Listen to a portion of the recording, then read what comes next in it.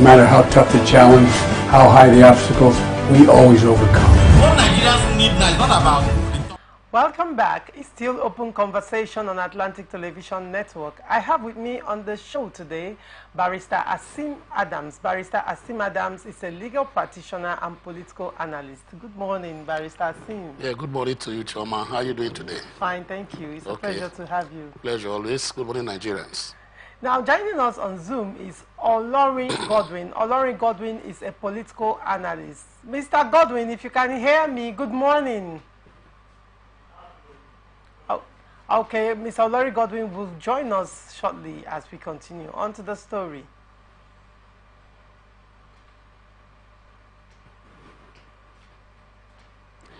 Stakeholders in Anambra State, consisting of civil society groups, leaders of political parties, community leaders, media, and women's groups, have called on Anambra State Governor Chukwuma Soludo to quickly conduct local government elections in the state.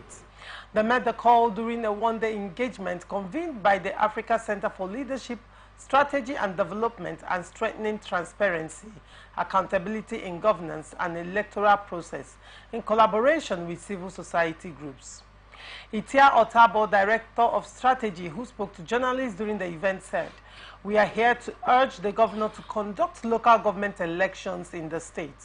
Indications show that the most Anambra people desire the conduction of local government elections instead of the renewal of transition committees for local government leadership every 3 months.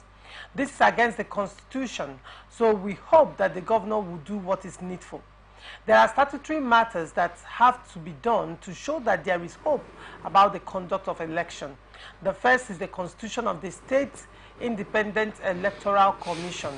The local government election is a promise made by the governor, and it is now for us to hold him accountable, and we need the support of the media.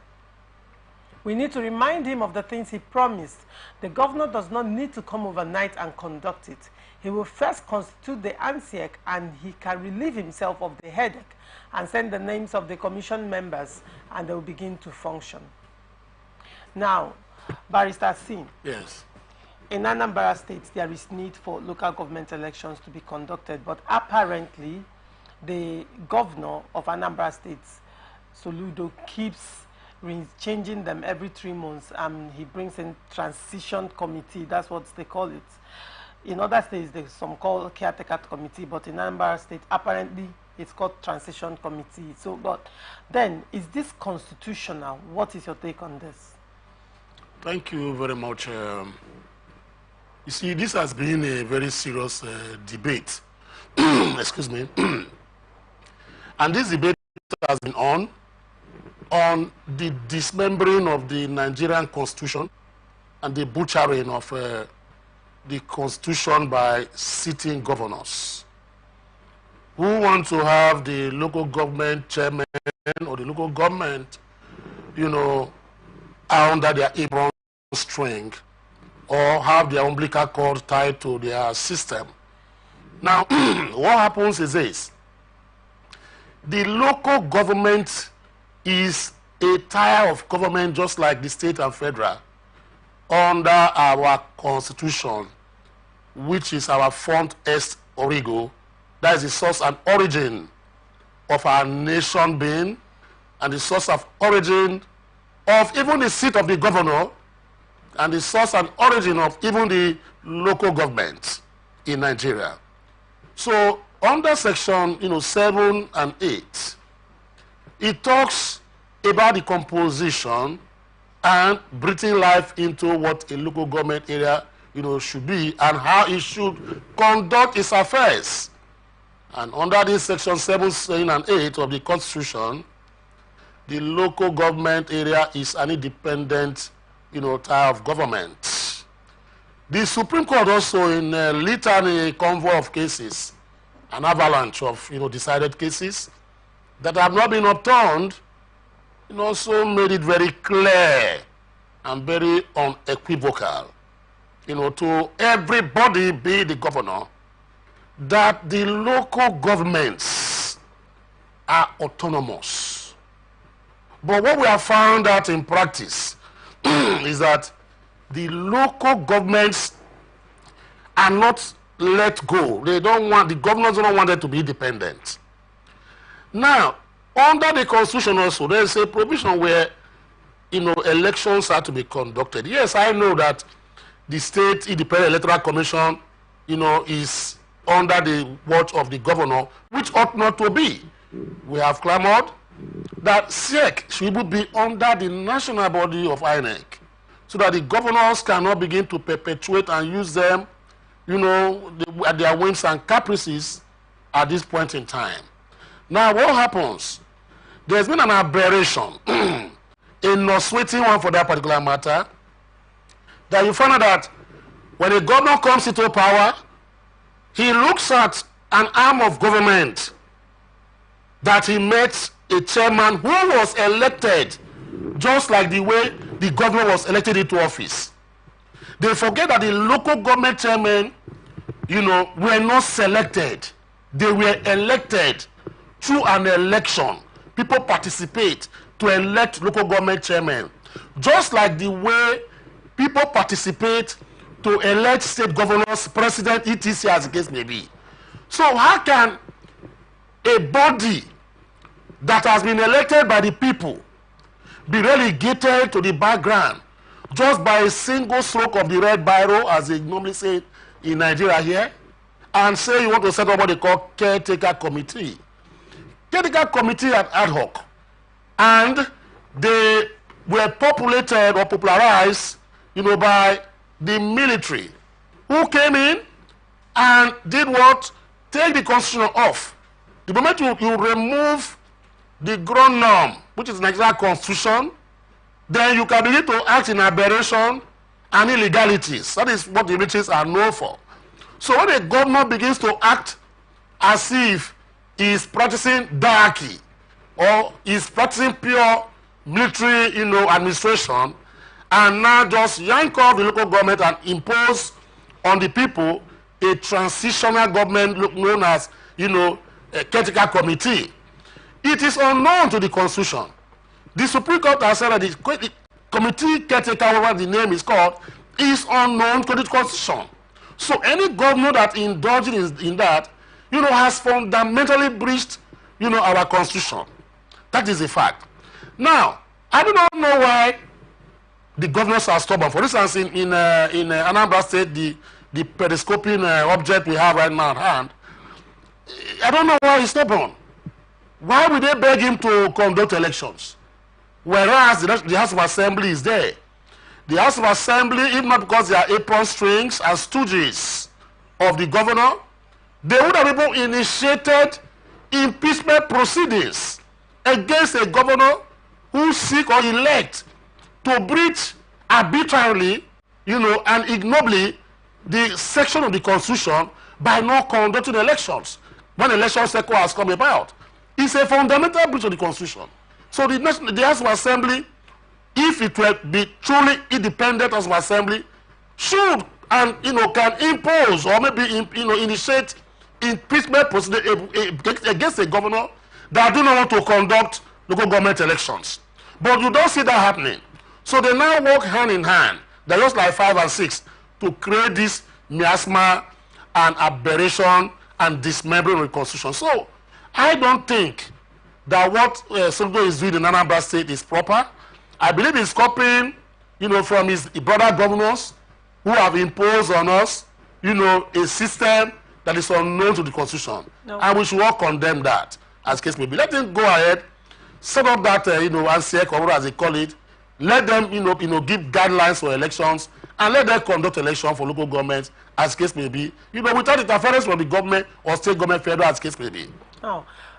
You mentioned that it is unconstitutional for a sitting governor Yes. to dissolve an elected local government That's right. chairman.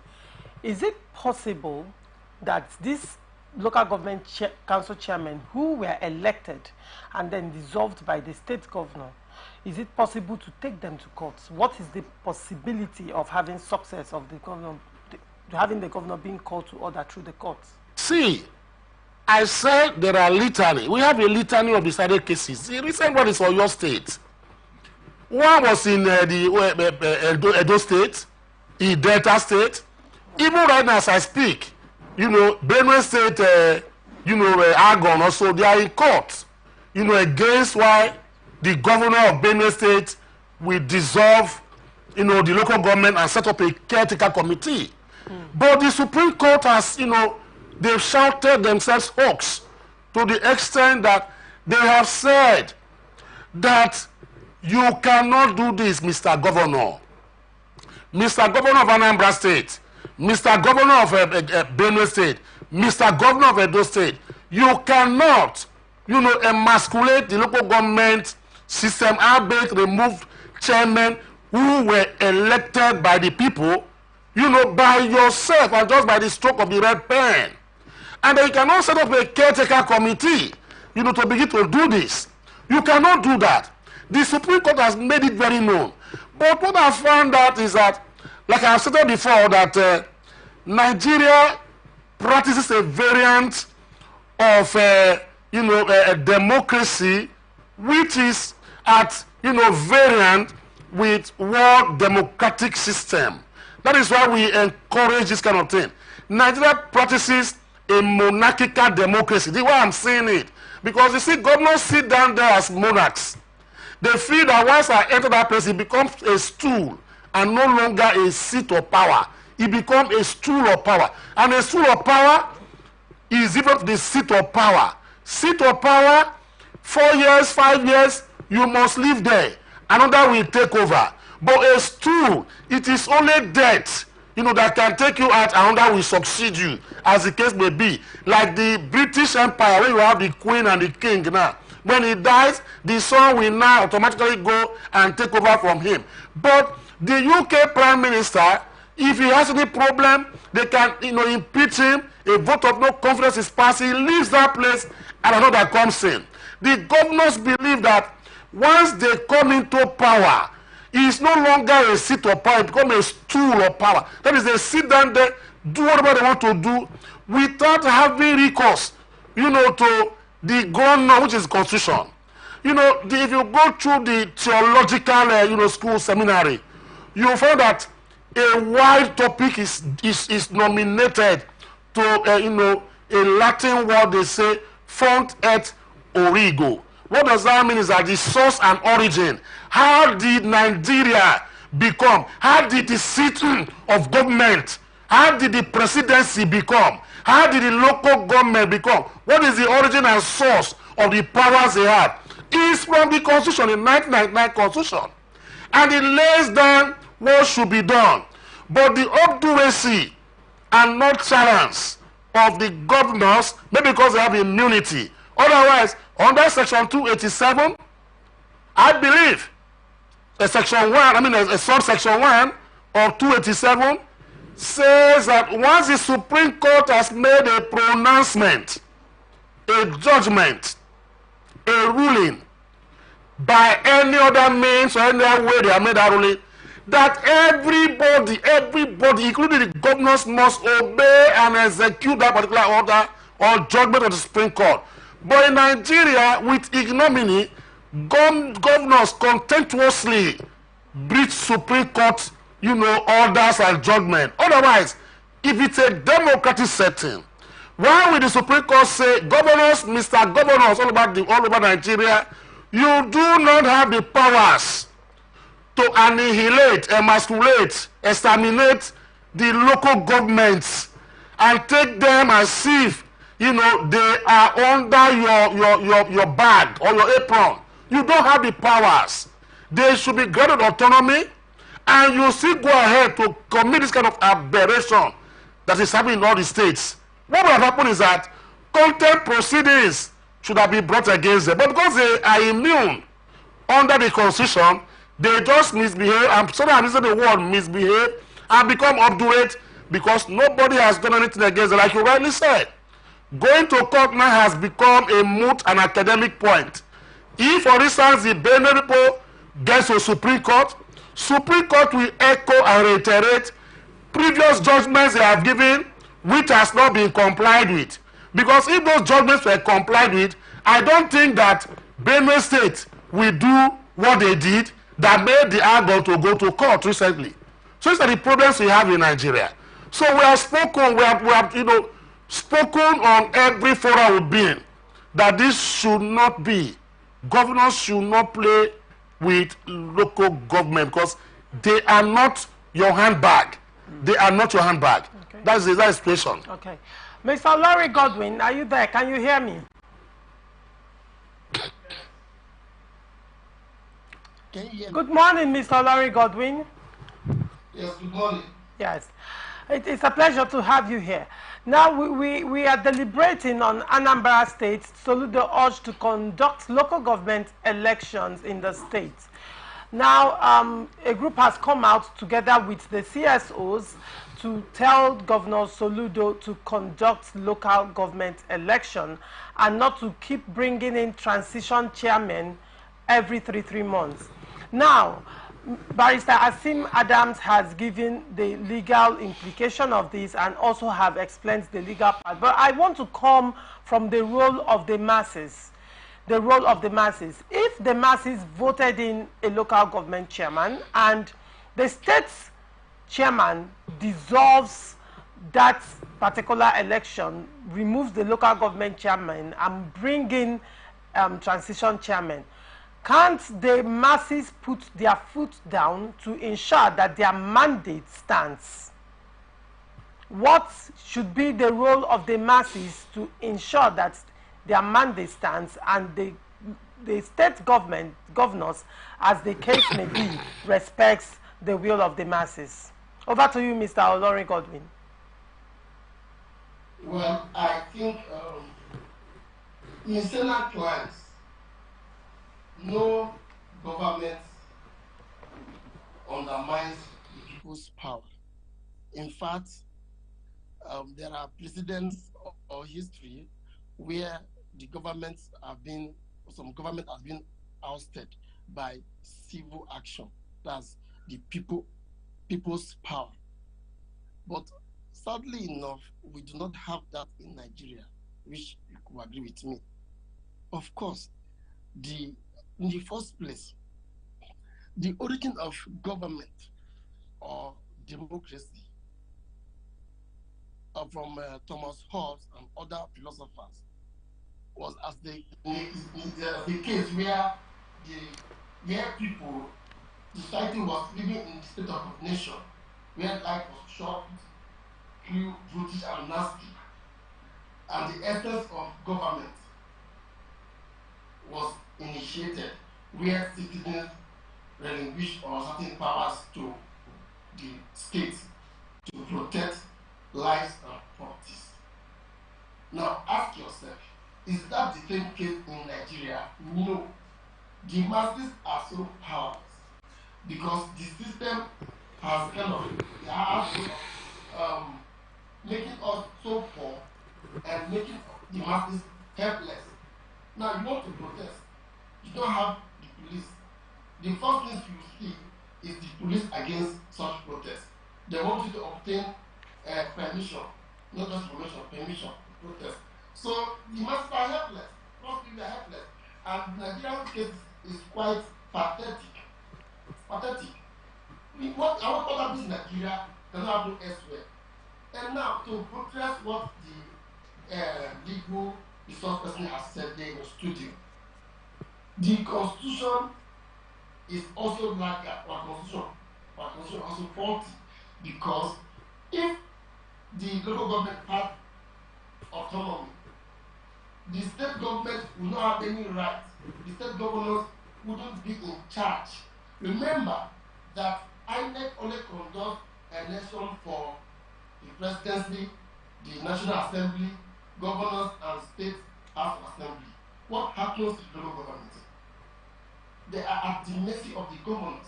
The governors constitute the state electoral independent commissions. So whatever the governors state, the LGA, the local government, is the top tier of governance, is actually the government that is nearest to the people. The Nigerian system does not pay attention to it and the efforts for that creation of local government. So the LGAs are at the mercy of the governors. So the masses are helpless because the government controls the governors are very powerful. So trust me, the masses cannot do nothing. I'm saying that. That's my take. Well, but Barrister, okay. I think until the federal government has full autonomy, not just on paper, not just financial autonomy, even the financial autonomy that the Buhari government actually granted. The local government are still in joint account with the state. Do you understand? So they are helpless. The state dictates what goes on in its LGAs. That is how you find ourselves. So it's the constitutional thing. Supreme Court can make all pronouncements. Trust me, the governors are like emperors. They are so powerful. Okay. It's a system code. That is it. Okay. Okay, Barrister Asim. Yes. Olori Godwin says that the people are helpless to cause a change to happen in this scenario. Do you agree with that? Are the people truly helpless? I somewhat agree with his opinion, but before I go into that, midstream, I would like to correct an impression. You see, the governors under our constitution do not have that right that is totalitarian. They don't have the right. They don't have the rights allodial. That's the ultimate rights to determine and dictate to local government. The laws are very clear. Section 7 and Section 8 is very clear. He didn't give the governors powers to regulate the local government or make laws for them. He gives the House of Assembly of the state the powers to regulate the administration of local government. So therefore, if, for instance, in Anambra State, the governor can only nominate members of ANSEC, or what I call it, but it must be approved by the legislature, which is the House of Assembly. Ipso facto and stricto sensu, that is the same that happens at the federal level. The president of Nigeria is the one that does what? Nominates, candidate for INEC position. And he sends that particular name to the National Assembly for consequential ratification. I don't know if you understand the point. It's the same thing that the governors, should do. Nominate ANSEC, what we call the commission that will conduct the election. Then the House of Assembly of a state will now approve that particular one. If the House of Assembly of a state does not approve your nomination, it becomes, a nullity. And if you nominate the commissioner ANSEC or any SEC at all in the state without the consequential approval of the House of Assembly, it becomes legally incoherent. That is incomplete. So what are we talking about? The problem, and that is where I hinge, why the masses are in morbid passivity and why we are so apathetic. It is because of the fact of the reason by way of that Stockholm syndrome that has set Nigerians down, debilitating one for them, that a Nigerian man can bear whatever hardship that is brought upon the government of the day and just say, let me give my way and let me go. A good example is that hardship is being experienced in Nigeria today. Many are selling their houses in millions and running abroad. To go and live there forever, I don't know. Who is going to repair your country for you if you don't resist bad governance and bad laws, as the case may be? That is the problem we're having. So coming down, to what we have here now is this. The governor of Anambra State or any governor at all cannot. And because of the fact, like I said before, that there is complete disobedience to Section 287, when the Supreme Court makes a pronouncement on local government affairs, he has said that you, Mr. Governor, you cannot control them. You cannot even begin to regulate the activities. Even the joint financial account partner, the Supreme Court think has said it is not possible. Buhari came and even want to brought a particular commissioner to remove that jack from the governors and let it be that money should be distributed direct to the local government areas. But the mechanism of power of the governor sitting in power and stool has kind of stifled that particular area of our lives. Okay, moving on to Edo State. Kayode Fayemi, former governor of Ekiti, has criticized Adams Oshomole for allegedly attempting to impose a gubernatorial candidate on the All Progressive Congress in Edo. Fayemi accused Oshomole, a senator and former national chairman of the party, of playing a disruptive role during the February 17, 2024 governorship primary election in the state. In a statement by Ahmad Sajo, his media aide, Fayemi on Thursday said Oshomole ousted Godwin Obaseki, governor of Edo, from the party during the build-up to the 2020 gubernatorial poll in the state. The former Ekiti governor said Oshomole should have ensured a level playing field for all aspirants in 2024 instead of trying to impose a candidate. Earlier, Oshomole had attempted to eliminate some aspirants from contesting in the primaries but failed. This is reminiscent of his high-handedness as national chairman when he manipulatively schemed Governor Godwin Obaseki out of the electoral process. That action led to the unfortunate loss of Edo State by the APC, Fayemi said. It would appear the ground was being prepared by Oshomole yet again for the APC to lose the coming election in Edo State because of its unconscionable behavior. However, the party has demonstrated independence and impartiality in cancelling and reordering the primaries. We hope the fresh primaries will now take a place in an atmosphere deemed free and fair by all for the sake of our great party. Oshomole may decide to support any of the aspirants if he chooses not to be neutral, but the process must be open, free and transparent following the laid down rules. My interest is the APC and the party must put its best foot forward in the forthcoming elections. Fayemi commended the national leadership of the APC for rescheduling the primary election. Now, Barrister Asims, Fayemi is accusing Oshomole of imposition of candidates and godfatherism. What's your take on this? When I see them, accusing each other of imposition of candidates, I just chuckle. It's not. It's very clear that a bug has bitten, or once you enter into power in Nigeria, there's a bug that beats you. And that bug is that you begin to determine and behave like an emperor and told people that you cannot be governor of my state. You can never be local government. You can never be chairman of my state. I contested an election in my state, in Edo State, some time ago, a long time ago. When I came out, for me to even fill my forms, some godfathers known then, the Tony and Ennis of this world, though he's not from my area of Edo State, I'm from Edo North, but he had monumental and bohemian, influence over people in my area. To the extent that even as a councillor, if he does not endorse you, you cannot go for an election. If you go to any other political party, you will lose. He was so influential. So I was a victim of such, and when my fingers were burnt, I had to come back and I had to start criticizing them and opening their feathers for the whole world to know.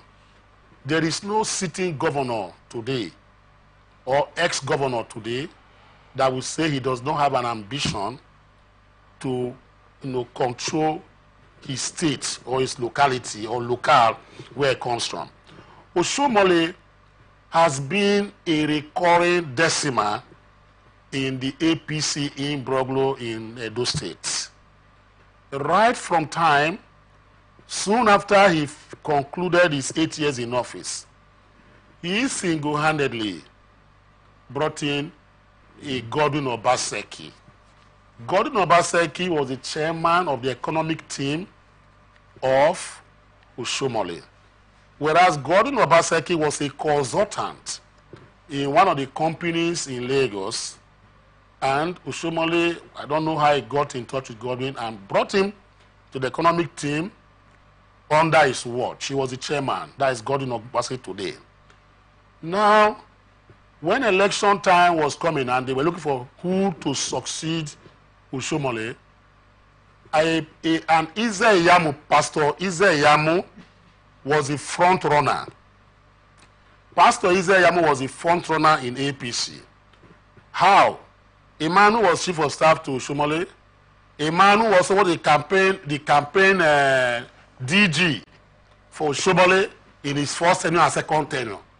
So people felt he was so close to Oshomole, but Oshomole chose a Godwin Obaseki who came in that prompted Pastor Ize Iyamu to leave APC and went to PDP in the first instance to contest.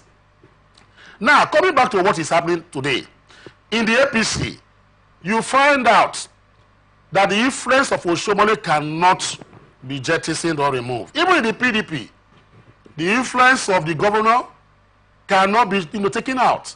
The influence of a man like Dan Obi in the Edo State cannot be taken out. The influence of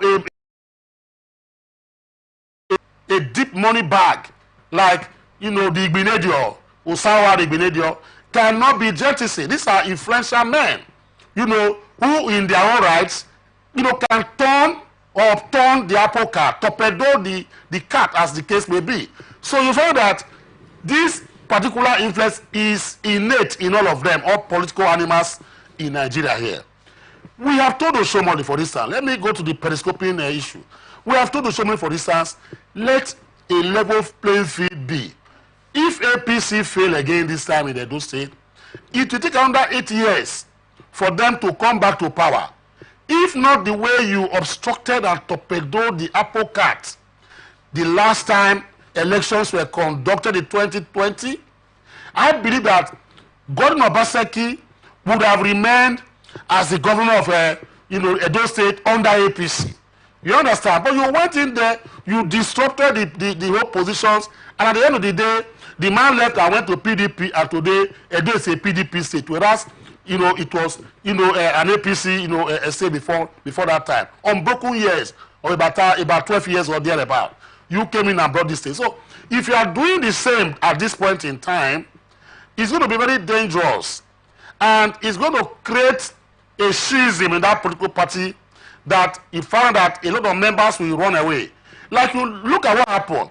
Pastor Osaze Iyamu pulled out of the race by virtue of the pressure that was put on him by Oshomole, because he made it very known that he has a candidate, Dennis Idahosa, who is his preferred, candidate, and he hid his intention not about that.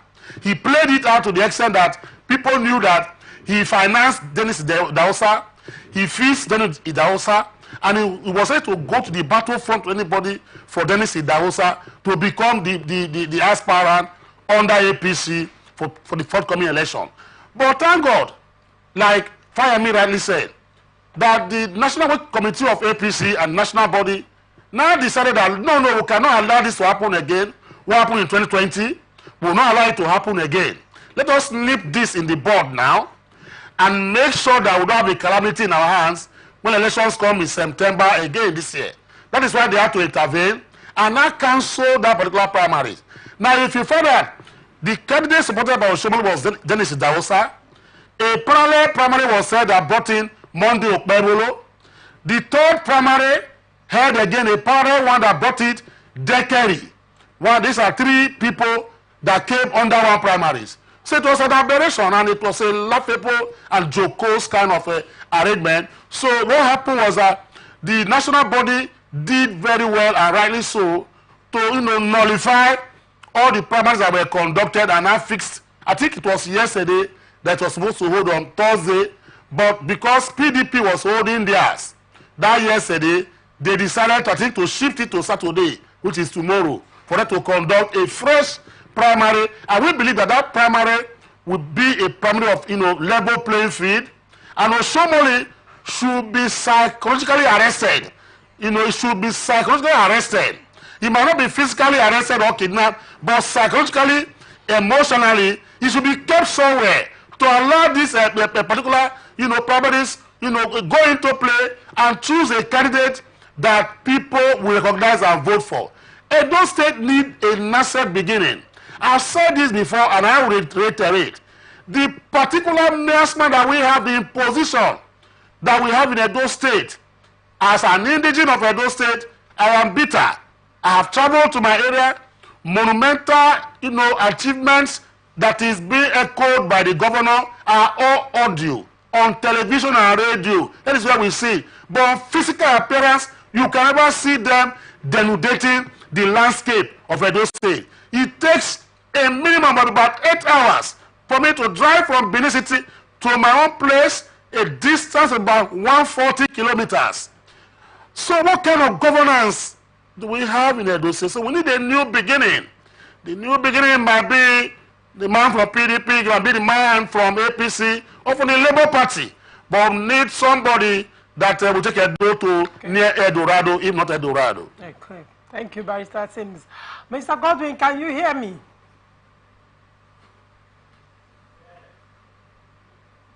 Mr. Godwin, you can hear me. Now, you are a party man. You are a party man. And I do not want to preempt anything, but I want you to if possible, react to what Barrister Asim has said. Well, thank you.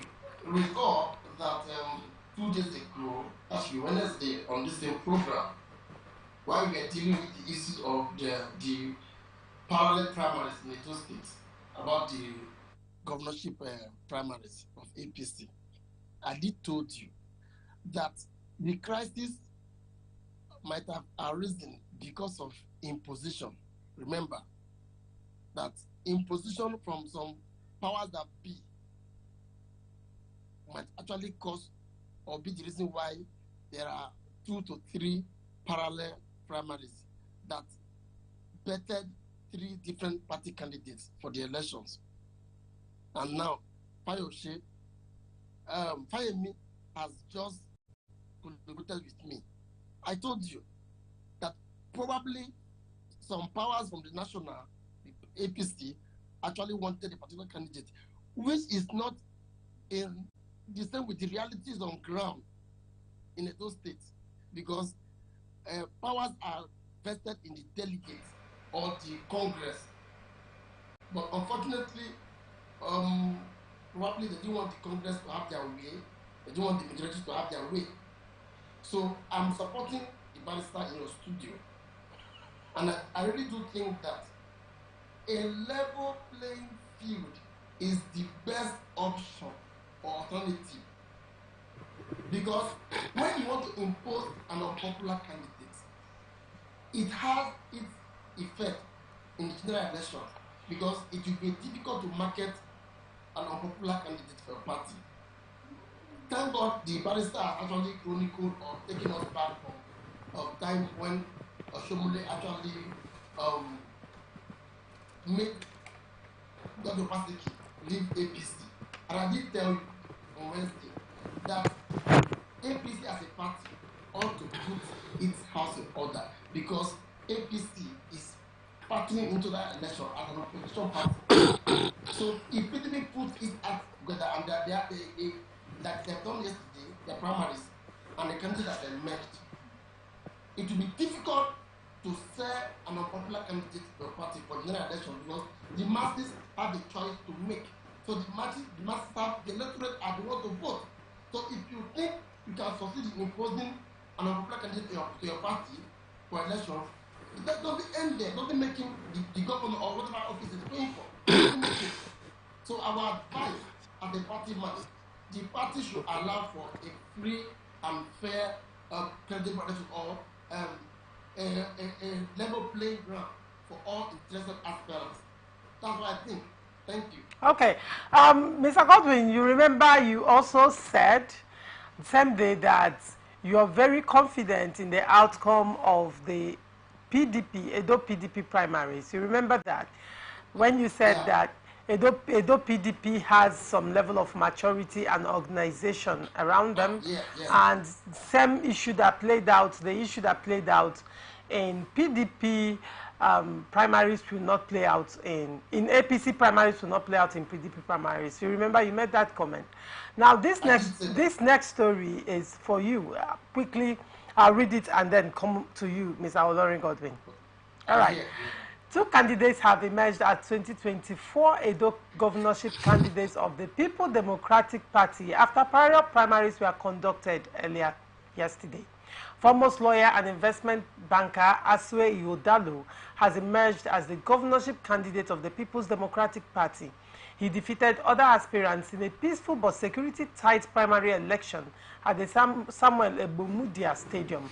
Ihodalo, who is believed to be Governor Obaseki's preferred aspirant, scored 577 votes to beat Barrister Anselm Ejezua, Arthur Esele, Osaro Onaiwu, Martins Ohomaibi, Hadzidat Umoru, and Felix Okabwe, all scoring 0, while 6 votes were avoided out of 585 accredited delegates.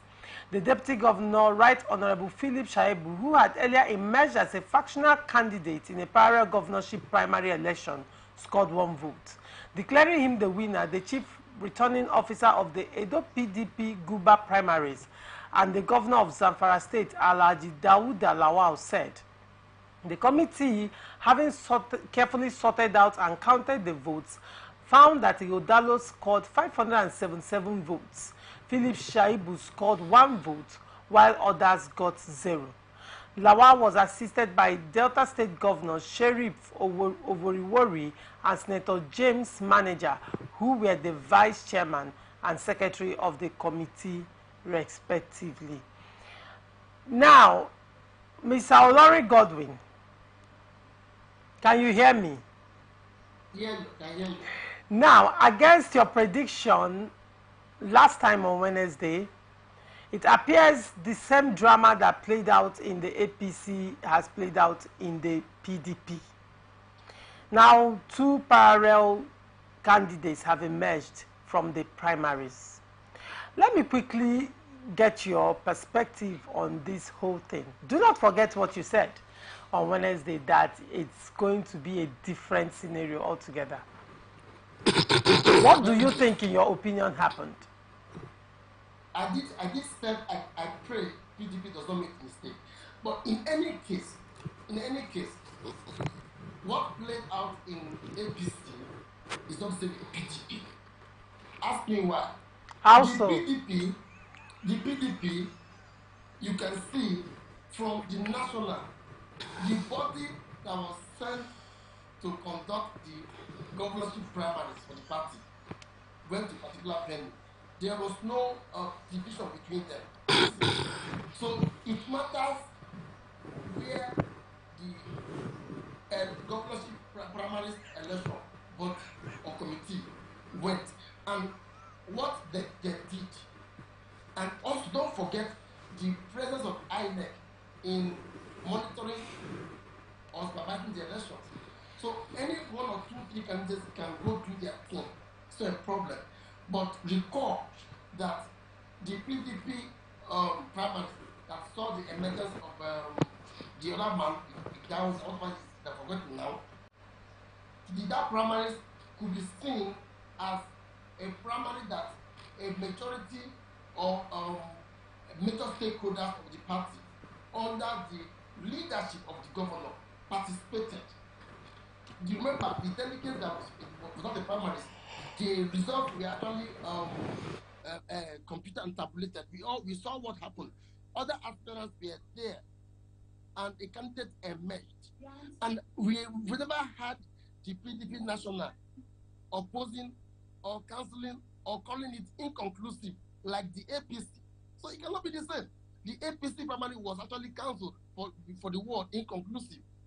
So PDP did theirs and 2 candidates emerged, but not against from Shaibu. I give to Shaibu.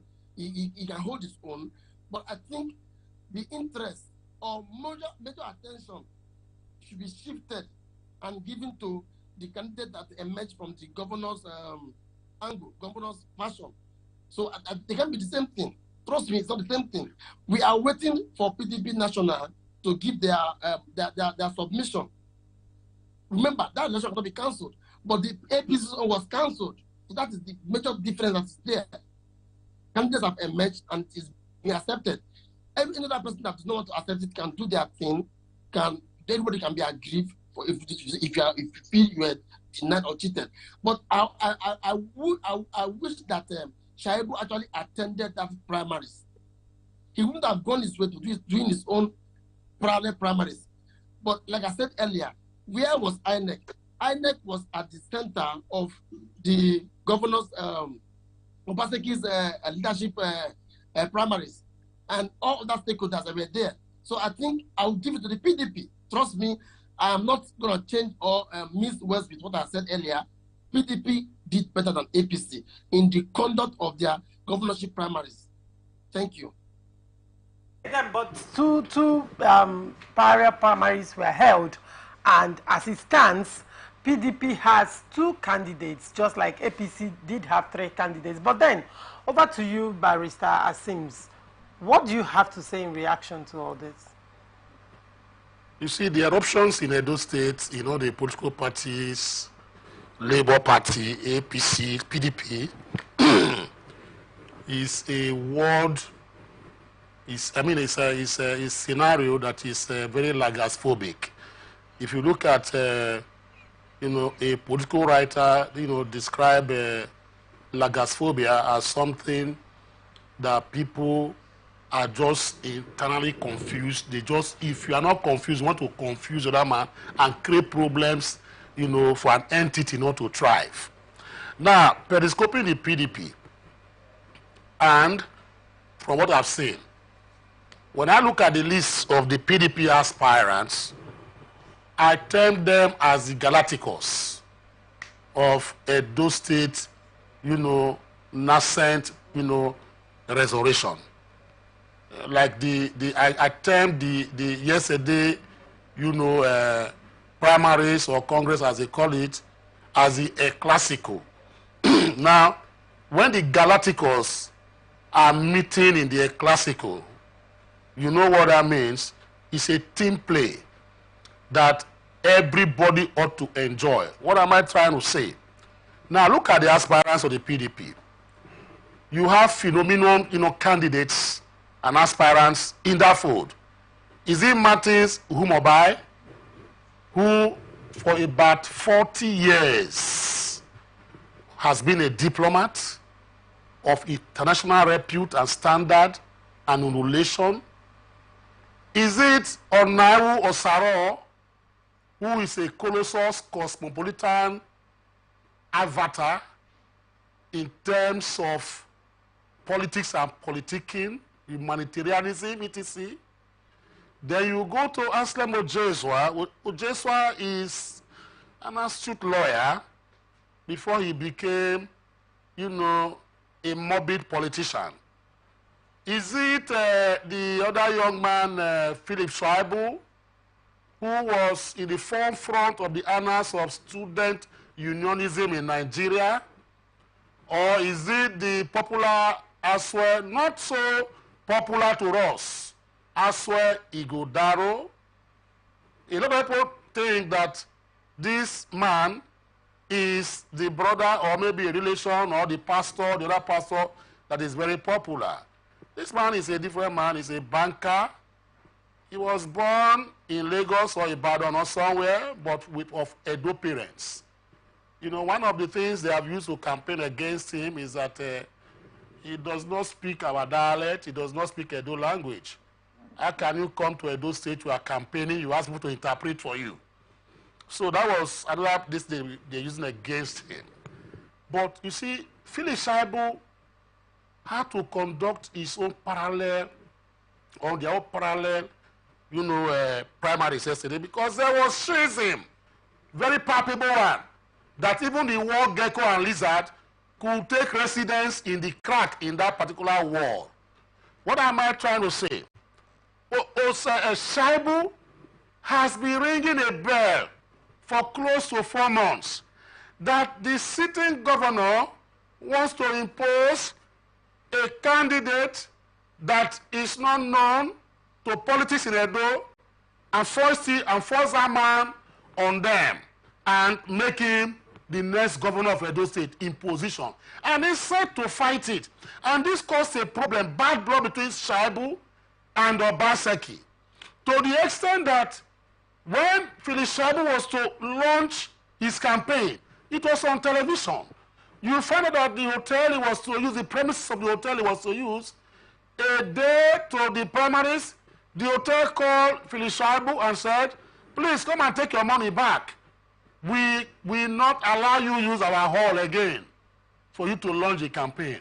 And hurriedly, Phyllis Shaibu had to use the Catholic mission along Airport Road to conduct that primaries. If you watch that particular primaries, you'll find that on the day that Shaibu was to launch his campaign, painters were still painting the wall. Artists were still, doing their graphics on the wall. Carpenters were still sinking nails into woods with hammers. But Shaibu came in, did it in a hurry, and left in a hurry. And it has not become the same between the governor and the deputy because of this imposition issue. So when somebody say that the primaries that was conducted, was conducted in free and fair, it was not free and fair. And if a man should come out to challenge, even if you are 1,000, the majority will have their way, but the minority must have their say. And that is what has happened in Edo State. The majority, because you are in majority, does not make you the rightful owners of that particular whatever of the primaries. Because you are more than the minority, does not give you the baptismal right to usurp powers, and canonize things in the way that it will be against the interests of others, as the case may be. The emergence of the Shaibu primaries parallel, whether the PDP likes it or not, it has opened a vista for cockroaches to come in there, and surely lizards will invade that particular house and begin to look for cockroaches to eat, because you brought in, maggot-infested firewood to your compound. There is no way you sweep it aside. The courts have said, even in the recent case, in PDP case in Ogun State, where Biodun Showumi had to do a parallel, primaries against the other primaries that was done in this last election, the Federal High Court said that once there's a parallel primaries being conducted, and if you look into the affairs, you find out that rights of aspirants were breached, that the primaries will be what? Swept and cancelled or nullified. If a party approached the court to give reason why the court should nullify a particular primary that it feels that did not go through the norms, gamut, and conditions given by the Electoral Act and the party's constitution, the court will not hesitate to declare that primaries null and void. And in this case, Phyllis Shaibu will be going to court. There is no mincing words about that. He will be going to court to challenge the propriety and impropriety, legality and illegality, and non-plus of that particular primaries conducted by governor of Edo State. Let me tell you, people made the mistake and say, because INEC, who is INEC? That REC went to monitor your primaries means that your primaries has credibility. Let me tell you, I want to tell you under section 84 sub 1, that is where the powers to monitor primaries in the Electoral Act is given to INEC. And it didn't say that the commission, that your primaries must be monitored by the commission. And the courts have gone further to say who and what is the commission. The commission is the INEC chairman and 12 national commissioners. The INEC chairman and 12 national commissioners. That is what makes up the commission. The resident electoral commissioners are appointees of the commission, consisting of the INEC chairman and the national commissioners. The national commissioners are above the resident electoral commissioners that you have. So if a REC goes to monitor a party primaries just because it's a REC and it does not have the powers of the commission to do that, he goes there, that particular primaries will be set aside. They should take note. The last publicity secretary also of INEC, Okoye, made this very clear last year when elections were to hold. He now said that there's a difference between the commission and the REC. The REC cannot perform until and unless the commission gives him the duty to go and perform. So if you go and invite a resident electoral commissioner in your state to come and monitor your election, and you feel that you have done your election very straightforwardly, whatever the case may be, without the inputs of the commission, which are just listed out in the constitution as the case may be, you might be having problems when you get to court. So what I would advise in all of all this is this: the best way is not for Obaseki, because in my own view and opinion, Obaseki imposed that particular candidate. Out of 500 and something votes, a man had 99.9% of delegate votes. The man was cocooned, or the delegates were cocooned in one hotel, ferried like slaves from that hotel to Ogbemudia Stadium, and when they go to that particular stadium, they were now ferried again to a particular area where they will sit down. I monitored it yesterday. I monitored, that is my state.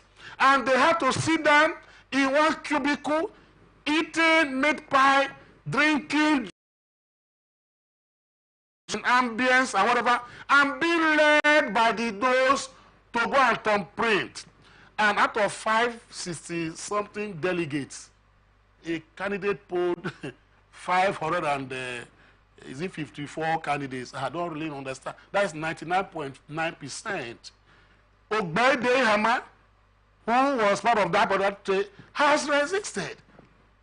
They were waiting for Aslam Ojezwa. Aslam Ojezwa was the former PDP chairman. So for him to complain against the primaries conducted by Obaseki before now, that Obaseki has hijacked, the party primaries, and is going to put his candidate before now. That's the former PDP chairman of Edo State. Tells you more than we can see. It's just like the camera here. It's just like it's a binocular. Behind the camera, a lot of things happen there. That is what happens in Edo State, or happened in Edo State yesterday. But I pray that let them bring the best candidate. This is the first time Edo State will be having really serious, a philosopher king in power, either through PDP, APC, or Labour Party. In the Labour Party, you have Kenny Maswagbo, you have the former NBA chairman, Olumide Akpata. In the APC, you have people like, what's his name, Mondo Bebolo, you have Dennis Idahosa, you now have Dekeri. In the PDP, that is where you have the motley of the Galacticos I talk about. These are eggheads that if any of these Traoka party come into governance in Edo State, I don't care the political phenomenon that person belong. Once any of them come in there, I will support the government because I know that they are going to do it for us. But let the process be transparent. That is our take on this. PDP should go and address and take care of their house. Approach Shaibu, talk to him, dialogue with him, let him not go to court so that he can join you and fight. But if you keep denigrating him to say that your primaries were monitored by INEC, he will go to court. They will go and prove it whether the INEC man that monitored was a member from the commission. We're going to find out that as the case may be. But Barrister Sims, when you look at the legality of how the elections were conducted, yes, did Philip Shaibu, was he in the particular place that the party designated for primaries election? He was not there. He was not in the particular place the party designated for the election. Won't that alone disqualify him? You will ask, why was he not there? Why was he not there? Why was he not there? There's a reason why he was not there. So if you begin to antagonize a candidate or an aspirant, and you give preferential treatment to some aspirants, and you feel I have to enter that place for me to be killed and smoked out, the question that should bother our mind is that why was Philip Shaibu not amongst the candidates? Why did he not go there? There's a reason. Mind you, do you know that these particular primaries, there's an injunction which is pending in court that says they should not hold the primaries? It is, somebody went to court against the PDP in Edo that says the party primaries should not hold. But they went ahead and conducted the primaries. I know why they are doing that. They did that because of the Supreme Court ruling, which was an obiter dicta in this Plateau issue that is creating problem in Plateau today. You understand? That whatever the party conducts, it is as case is their affair. You understand? Nobody should interfere. But does that mean that if killings, burning of materials, exclusion, intimidation now takes place of a party aspirant or a candidate in the primaries, that the election with the primaries will be seen as free and fair when a level playing field was not given? Come on. When your fundamental human right is breached, it becomes a universal question that is above what the grand norm is talking about. Look, once my right is breached, I have the right, no matter how infinitesimal that particular breach of right is, I have the right, to approach the court to tell them that my rights were breached. And I believe that's where Philip Shaibu is going to rely on. But the PDP has an argument. Yes. Philip Shaibu chose to boycott the primaries. That is the argument PDP will give. He did boycott it. But he didn't boycott. He went and did his own primary. So what I'm saying now is that the onus is those who are alleged to prove that he boycotted the primaries. But Philip Shaibu went and arranged. Who did his primaries for him? These are questions that should be asked. The party hierarchy, were they split into two parts? One went this and the other went this other way. You understand the point now? Mm-hmm. So those are questions that will be determined, by the courts in the coming days. We will know how this will go. But certainly this is not the last of what we are going to hear about the Edo primaries. I say I don't have anything against him. But if the process that brought you to power is repugnant to equity and good conscience, we will resist them. That is what we are talking about. Nobody will be allowed, to cascade into illegality and now become, a governor of Edo State, using a pedestal of illegality, and this shibboleths, perfidious arrangement. We will not allow that to happen. It's a go to court and challenged you. And I believe we still have time. Elections are coming up in September. We are still in February. The Ides of March is very clear and is very close. All right. Mr. Larry Godwin, can you hear me? Mr. Larry Godwin, are you there? Yeah, I'm here. I can hear you. All right. You said that the elections, as far as you are concerned, the primaries in the PDP primaries in Edo State, that it was free and fair. But apparently, Yodalo emerged on a landslide win. So he got 577 votes, I think, and then some other person got just 1 vote and the other ones got 0 votes. In your opinion, how fair is that? Does that mean that these other aspirants do not have anybody loyal to them? They do not have people who supported them? That even their aspirants could not even vote for themselves? How fair is that? Well, I think, first and foremost, I have been a delegate in a governorship primaries. It might interest you to know that I was a delegate in the primaries, governorship primaries, that saw the emergence of architect Pastor Tonyeko, the APC governorship candidate for 2023 elections in Rivers State. And trust me, there is leadership in every party. And in a case where delegates have to follow instructions, because delegates have their choices. And I voted for Patrick Tonyeko. And trust me, I didn't vote because I was coerced to vote. I voted for the candidate that emerged because I saw his vision, his blueprints. So I felt comfortable. I had confidence in his emergence that if he becomes the governor of Rivers State, the party will benefit. But the rest is history. You know what happened.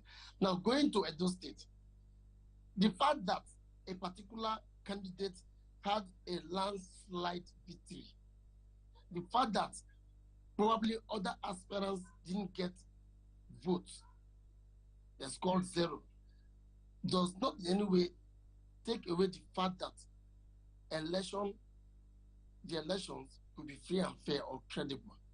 Now, I don't know if any of the aspirants that participated in the elections that saw the emergence of Igadalu has gone to court or has actually registered any grievance that is already documented or noted in law or in the news or in whatever.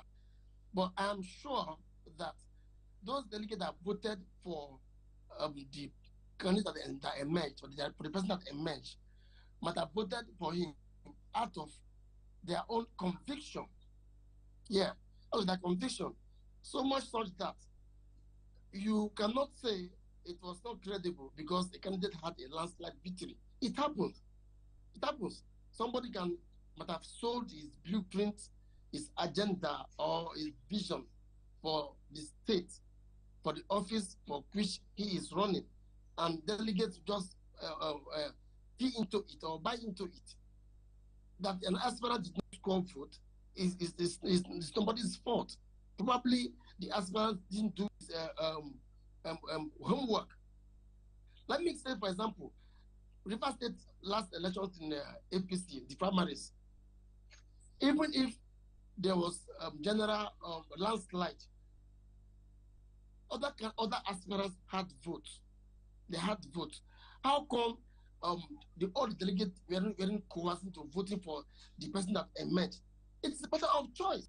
So if Igadalu emerged with a landslide, that is his victory. That is the good thing. We've not heard any aspirant coming to say that they were rigged out because votes were counted and actual votes were actually casted and were counted. So delegates all filed out in the numbers to vote.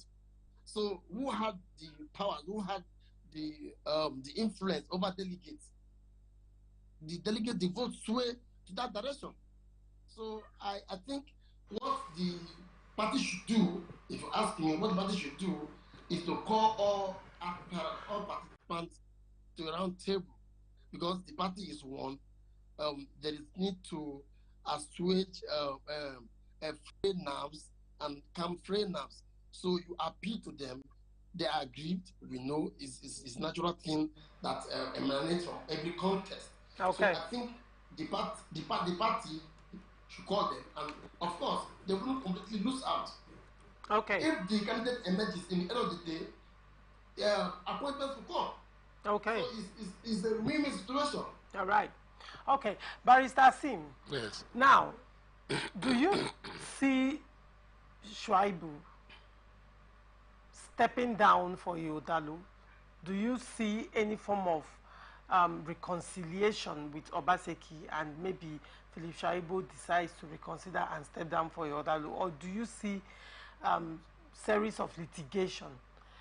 And if you do see series of litigation, do you think this will drag to a point that when the time for election comes, PDP may not have a candidate to present? Well, for Shuaibu, at this point in time, it's just like the British weather to me. I cannot really understand his next line of action.